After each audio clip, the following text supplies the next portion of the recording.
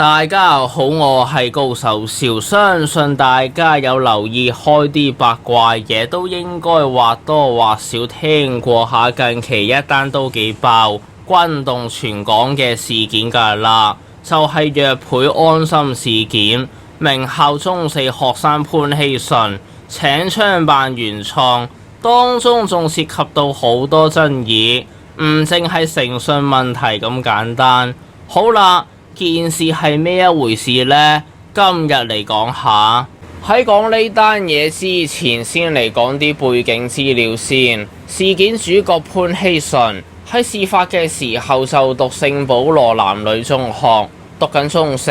名校出身，屋企亦都唔係啲咩草根，好把炮，上流社會嚟㗎。老豆係國際鋼岩權威，不過曾經就有過失當行為，被判停牌1個月，但緩刑6個月。老母就家長教師會委員，做過港大醫學院外科系助理教授，叔父都係教授嚟。佢屋企唔係權威就教授，喺咁嘅環境下長大，自然自細潘希純都好優秀，拎過唔少獎，好巴閉。咁件事係咩一回事，搞到成為全城熱話呢？是咁的，事件主角潘希純用佢開發嘅人工智能醫療輔助系統約倍安心，參加多項本地同國際創科比賽攞獎成功，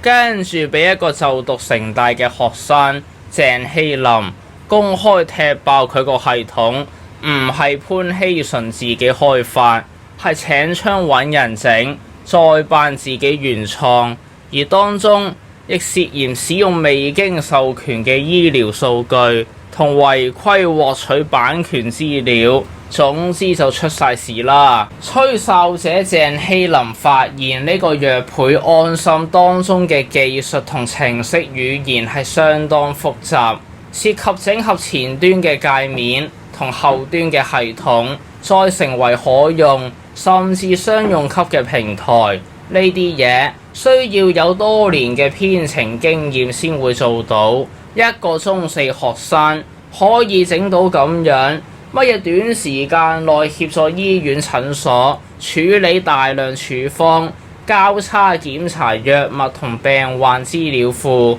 自動核對病人藥物過敏史、長期用藥、臨床情況，發現有問題即時出警示提醒醫護人員，避免開錯藥，有咩醫療失誤咁樣。哇，咁嘅嘢出自一個中四學生手，唔太可能咯。嗱，不過咁呢個世界有神童㗎嘛，年紀細唔代表就做唔到呢啲嘢嘅。但係呢，識編程嘅人會喺代碼寄存平台GitHub分享代碼，咁而喺呢個平台上面完全冇潘希純嘅 record， 所以明咩事啦？即係證明呢樣嘢唔會係潘希純自己一手一腳整出嚟先。嗱，咁呢壇嘢請槍就未算最嚴重嘅，最嚴重嘅係佢呢個咁嘅項目有機會用咗啲真實病人資料去測試，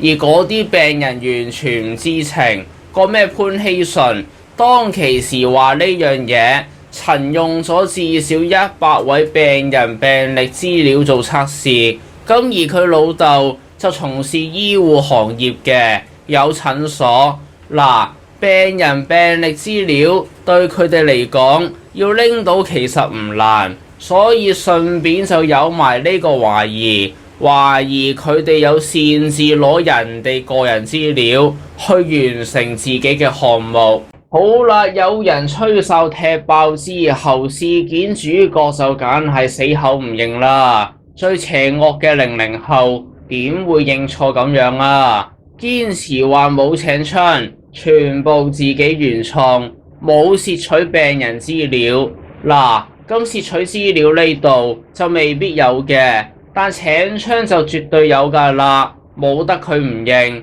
有公司出嚟認有受潘希純老母委託，開發一個項目，跟住發現呢個項目俾人拎咗去參賽，當自己嘢，仲要拎埋獎，有證有據，好詳盡，冇得佢唔認。一句講晒，呢個約倍安心好鬼死多爭議嘢喺度啦，侵犯埋人哋知識產權都有，真係死晒㗎啦！搞到佢哋要發聲明，自願放棄晒之前拎過嘅獎去平息民怨，但算數啦，呢家人都好難平息到民怨㗎啦。事件發生之後，吹哨者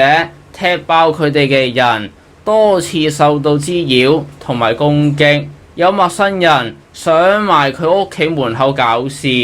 明咩事啦？搞吹哨人，等佢驚，令佢收聲，唔再講落去，咁樣佢哋先有機會翻生㗎嘛。踢爆人受滋擾都好難會係唔關佢哋事㗎啦，所以點樣平息民怨啦？然後佢哋對於呢件事亦都係毫無歉意，一味淨係迴避同埋狡辯，平息